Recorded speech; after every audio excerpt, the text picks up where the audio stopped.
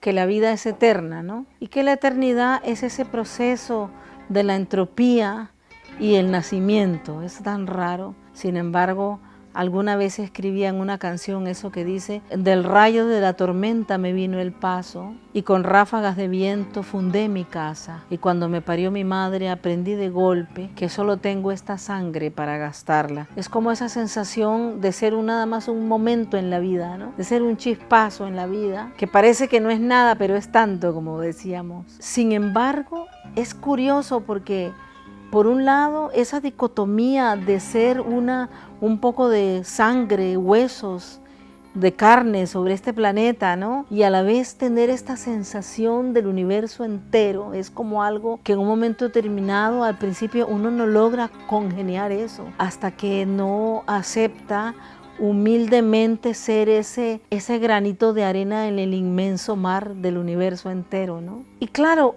como la especie humana estamos tan educados para creernos como en la cima, ¿viste?, de la escala biológica. De repente yo pienso, pero ¿cómo es posible que yo no puedo ver como un águila a 2 kilómetros de altura? Pero ¿cómo es posible que yo no pueda ser como mi gata, que con los bigotes siente cualquier cosa? ¿O cómo no soy como un murciélago que siendo ciego vuela por la noche? Y todas esas cosas me han llevado a pensar de que esta idea, digamos, androcéntrica, ¿no?, de creer que estamos en la cima biológica de las especies, es un cuento mal contado, porque al final reinarán los hongos, las cucarachas en 3er grado, pero los hongos reinarán, las bacterias reinarán, el polvo reinará. Y esa certeza, digamos, cuando ya llegas a descubrir que lo importante no es solamente la carne y los huesos, que está bien, y que la experiencia es bonita.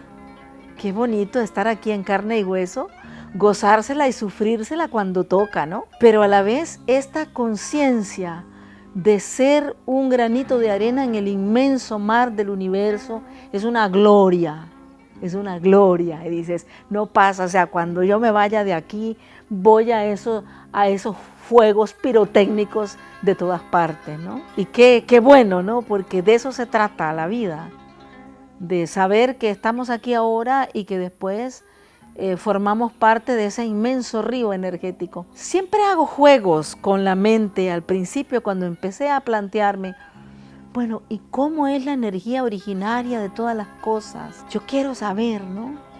Quiero saber cómo es allá arriba, ¿no? Y en procesos a veces de meditación pude viajar como cuando un coyote corre sobre el cauce de un río hacia arriba.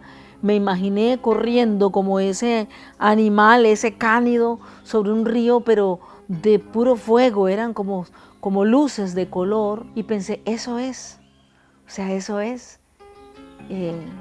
¿Cómo haré para hacer ese viaje? Para pasar de los fuegos de la tierra a los fuegos del universo. Ese trance es el que no me enseñaron y tiene que ser muy sencillo y muy mágico también, como es para esa planta, ¿no? Había cortado una planta ahí muy cortita porque crece tanto y en cosa de unas semanas la vi crecer con todas sus hojas. En 6 semanas volvió a crecer como loca y en 6 semanas también se está muriendo, ¿no? Cuando mi madre me parió, realmente sí, yo aprendí, es cierto, uno aprende de golpe cuando sale del vientre. Esas revelaciones no se te dan, las perdés, ¿viste? Y para mí la música y la poesía en general, creo que son un lenguaje tan integral, tan profundo, tan rico, que será el idioma del futuro. Hablaremos poesía, ¿viste? Cuando hablemos poesía, entenderemos todo, entenderemos el misterio de todas las cosas, o seremos el misterio mismo, ¿no? Porque el misterio no está ahí para averiguarlo, está para que gocemos, es como un juego, ¿no? Es un juego de criaturas que quieren descubrir qué hay detrás. Decirle a la criatura que no hay nada y que por favor no se asome, y la criatura está como loca buscando qué es lo que hay detrás. Y creo que vinimos aquí en ese juego, nos pasamos la vida en una locura desaforada, buscando qué es el misterio, ¿viste? Y es que lo estamos viviendo en ese momento, en esa búsqueda, es el misterio mismo, ¿no? Ese poder que tenemos de buscar, de querer aprender, es el misterio mismo. Y no nos damos cuenta porque nos han dicho como que el misterio es otra cosa, pero somos el misterio mismo, ¿no? Como igual somos la naturaleza misma, somos igual su entropía, pero también su generosidad, pero también su magia, su capacidad de la diversidad con la que vive. Una planta rastrera no se puede imaginar que puede llegar a la copa de una ceiba que puede medir 70 metros, ¿no? Como ella pacientemente aceptó ser una planta rastrera en el suelo, arrastrarse en el fango y subir lentamente, ¿no? Subir lentamente, alimentarse de la corteza de la ceiba y llegar arriba, ¿no? Llegar a la cumbre, llevando de alguna manera esta memoria de haber venido del barro a los cielos enormes de una ceiba que pudo haberse olvidado ya que alguna vez estuvo en la tierra porque llega a medir 70 metros, ¿no? Ya ves que la magia entendida como ese misterio, es tan grande que la ciencia no es más que un punto dentro de la magia, ¿no? No es más que un punto, como un juego, también es un juego de criaturas. Ay, que quiero averiguar esto, que conozco esto, pero no se descifra el misterio, sino se descifra a una misma. Y en esa medida en que puedes descifrarte a vos misma, ¿no? Y la música y la poesía son el lenguaje para descifrar los códigos del universo de los que somos parte. Para mí la música siempre ha sido una revelación. Cuando yo escribo canciones, son una revelación. Yo nunca estoy intelectualizando un texto, ¿no? Como digo, tengo la piel florecida justamente en esas grietas que dejaron las heridas. Me brota una flor arrastrando a una muñeca que retorna del jardín. Este jardín es mi voz, la niña gutural que me brotó. Por donde la grosería quiso carcomer la piel, sembra el alma verdolagas, maíz, hierbabuena y miel. Eso que me dice la canción que dice, vengo de un lugar donde una vez la piedra fue canción. Eso no me lo inventé yo, eso es un regalo, ¿viste? Es un regalo. Vengo de un lugar donde una vez la piedra fue canción, ceremonia sagrada de 1000 plantas, viaje eterno al fondo de una hojarasca iluminada que le rima un viento raudo a esta hierba. Entonces, pero eso no es de mi, no es mío, eso es un regalo, es una revelación, ¿no? O a la orilla de la luna habita el mar de donde surgió la montaña y a los pies de la montaña se levanta mi selva lluviosa tropical. En el fondo de la selva con la lluvia le crecía el útero a mi madre. Esos son regalos de la naturaleza misma, yo no me lo invento, ¿no? Llueve sin parar y la selva lacandona es un hilo de agua. Llueve sobre el agua y flotan semillitas y esqueletos de hojas y son popas. Llueve por los siglos de los siglos sobre el Lempa y el Motagua, sobre el Tempisque y el Zapoá. Y yo me sostengo, la fuerza espiritual de la montaña es un camino de agua, es una fuente donde beben los últimos venados, los primeros reflejos de los astros. Cuando yo oigo esto, me conmueve a mí misma porque no es mío, es la visión que recibo, ¿viste? Y eso me puede conmover a mí misma. He tenido que pasar por un proceso de entender humildemente. Antes creía que era un genio, ¿no? Escribiendo letras. Y después descubro que esas letras vienen así nomás. Que a lo mejor hay gente que se encierra en unas semanas para escribir canciones y yo boom, pum, me siento y hago una canción en 5 minutos. Yo puedo hacer 3 canciones en un día. Es la capacidad que la naturaleza misma me ha dado de conectarme con ella. Entonces yo no tengo que hacer un esfuerzo, no es necesario.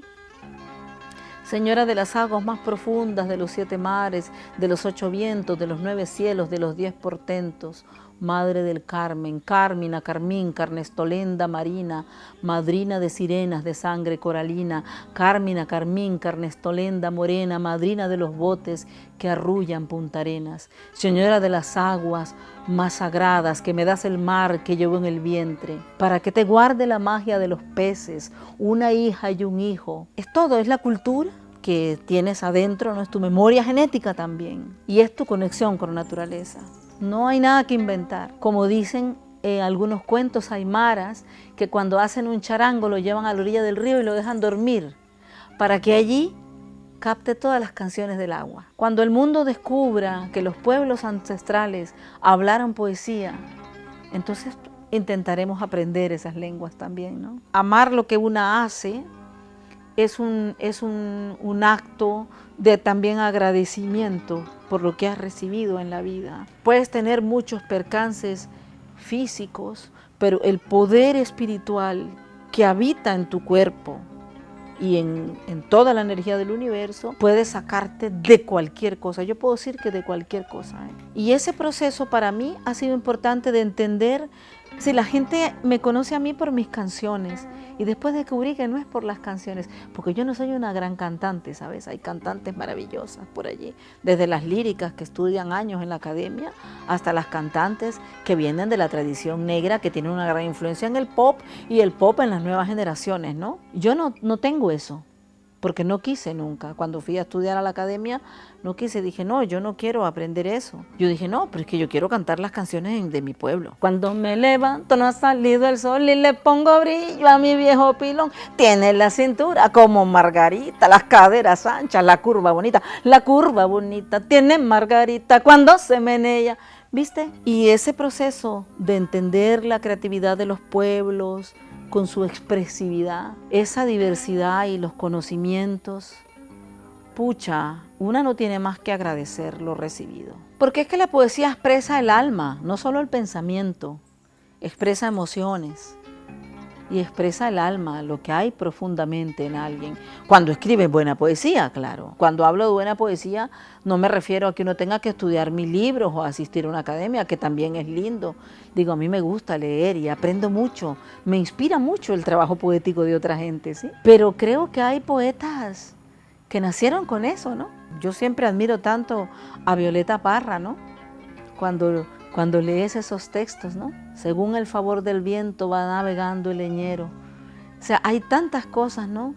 Para mi tristeza violeta azul, clavelina roja para mi pasión, y para saber si me corresponde desojo un blanco manzanillón. Yo diría que el éxito de la palabra, del poder de la palabra, o el éxito de la palabra, radica en la poesía que tiene, en la manera en que es poética, está conectada con el alma de la gente. Por eso puede ser tan poeta un campesino que ni siquiera fue a la escuela como alguien que está en la academia, ¿viste?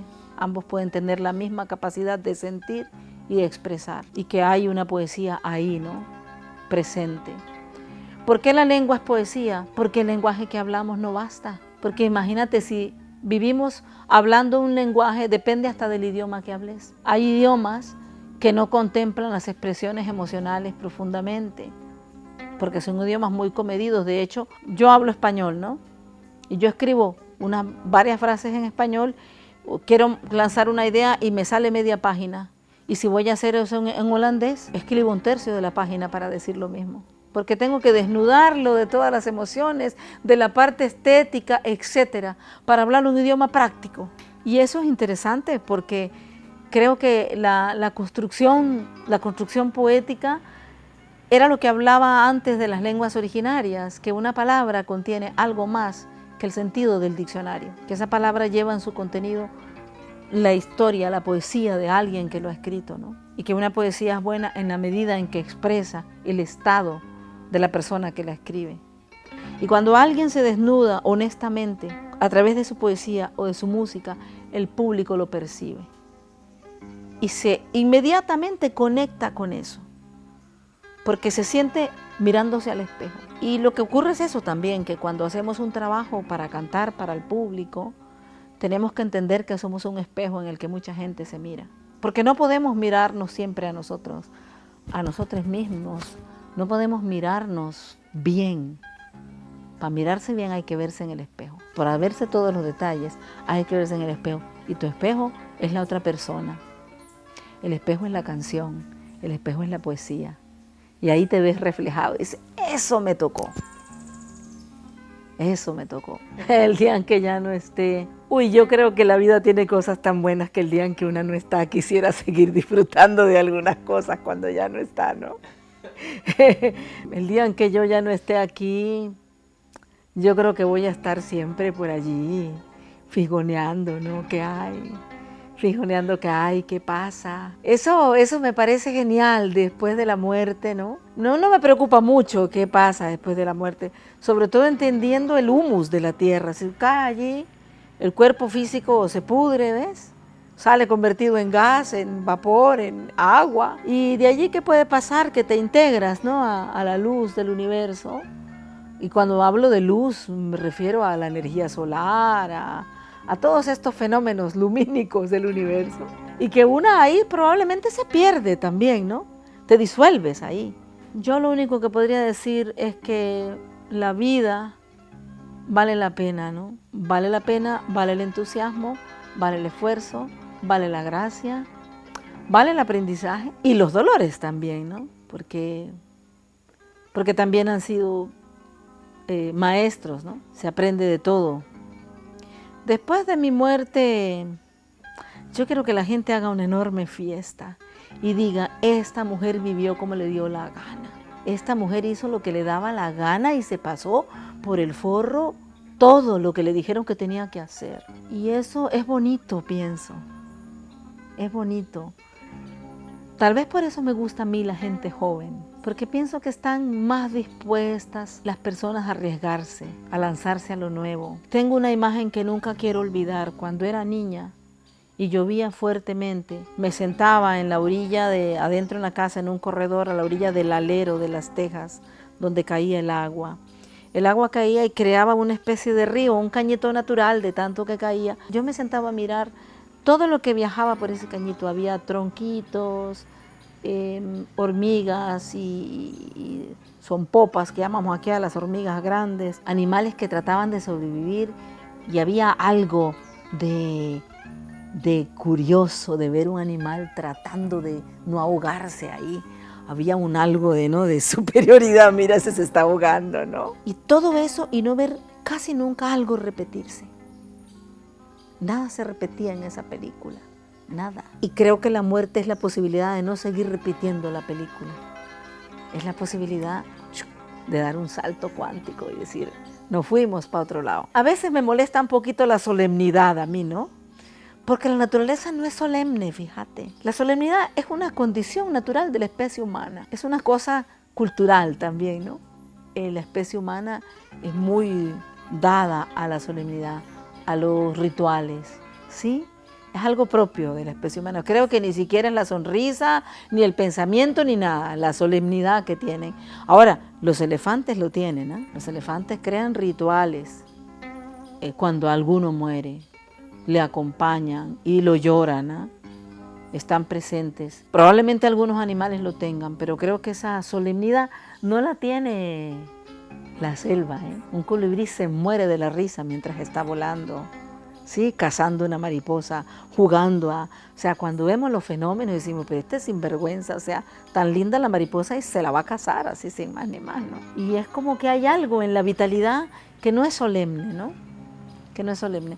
Lo que nos vuelve solemnes es la estupefacción de la maravilla del universo. Lo que nos vuelve solemnes es la grandiosidad, la majestuosidad, la magnificencia de lo que nos rodea. Por eso creo que en las ciudades, en la medida en que se va eliminando la presencia de la naturaleza, perdemos la capacidad del asombro y perdemos la capacidad de ver, de quedar estupefacto frente a la grandeza, ¿no? Porque miras para el cielo y ves la huella del avión que acaba de pasar. Aquí en las noches ves las estrellas, ves los astros, ves a Venus, a Marte, a la Luna, y dices, sí, eso es. Yo no quiero otra cosa, no me interesa nada. Y eso no es de ahora, que ya pasé de los 60, no. Desde más joven tenía muy claro eso, de que el único camino que yo tenía en la vida era acercarme a la naturaleza y tratar cada vez más, porque he logrado algo, pero quiero ir más allá, ¿no? Quiero retornar a la vida que tenía en la infancia. ¿Cómo puedo ir eliminando cada vez más cosas técnicas, ¿no? Prácticas. Un día la nube se va a caer. Y cuando se caiga la nube, ya habrá que reaprender, ¿no? A vivir un nuevo comienzo que la humanidad tanto necesita. Porque claro, si la humanidad hubiera creado una tecnología al servicio de esta maravilla, al servicio de la maravilla, ¿viste? Si la ciencia hubiera creado una tecnología que se quedara estupefacta frente a la maravilla, estarías volando, estarías viajando al fondo de la savia de un árbol. Y esas tecnologías ya la tienen las plantas sagradas. Las plantas sagradas ya te llevan a ver la savia de los árboles. Ya te llevan a ver el color tornasol a fondo de un escarabajo. Ya las plantas sagradas, todas, te muestran la magia de lo que no es visible a nuestros ojos. Porque mis ojos ni siquiera se acercan a la capacidad de mi gato. O sea, que ve de noche. Esos sinvergüenzas ven de día y ven de noche. ¿Por qué yo no? Las limitaciones de nuestro cuerpo son impresionantes, ¿no? No vemos como los gatos ni como las águilas. No volamos. No cazamos peces como los pelícanos en el mar. No tenemos la telepatía de los perros, como el murciélago y su radar, como las aves acuáticas, que el agua no las moja por dentro, o como el águila que te decía que a 2 kilómetros o más puede ver una presa, un ratón. Puede ver un ratón. A mi perrita no le di clases de plantas medicinales. Ella le duele la pancita, sale ahí y come las hierbas que necesita para purgarse. Cuando dices, bueno, hemos pasado por aquí, ojalá hayamos aprendido algo. Porque esta es una escuela enorme, ¿no? Así.